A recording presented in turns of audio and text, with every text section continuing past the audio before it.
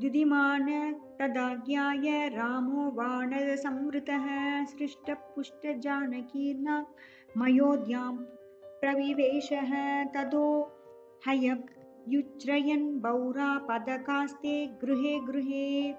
ऐश्वागत्युक्षितं रम्यम् आससाद पितृगृहम् अदाब्रवीत् राजपुत्रो भरतं धर्मिणां वरं नर्तो बहितया वाच मधुरं रघुनन्दन पितुर्भवनमासाद्य प्रविश्य च महात्मन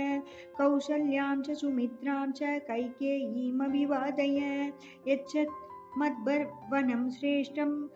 साशोगवनिकं महत् मुक्ता वैदूर्यसङ्कीर्णं सुग्रीवाय निवेदय तस्य तद्वचनं श्रुत्वा भरतः सत्यविक्रम बाणौ गृहीत्वा सुग्रीवं प्रविवेश दमालयं ततस्तैलप्रतिभांश्च पर्यङ्काश्धरणी च गृहीत्वा विविशुः शुभ्रं शत्रुघ्नेन प्रचोदिता उवाच च महातेजा सुग्रीवं राघवानुज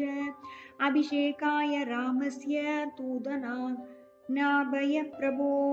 सौवर्णान् वानरेन्द्राणां चतुर्णां चतुरो गणान् तदौ शिभ्रं च सुग्रीव सर्वरत्नविभूषितान् यथा प्रत्युक्ष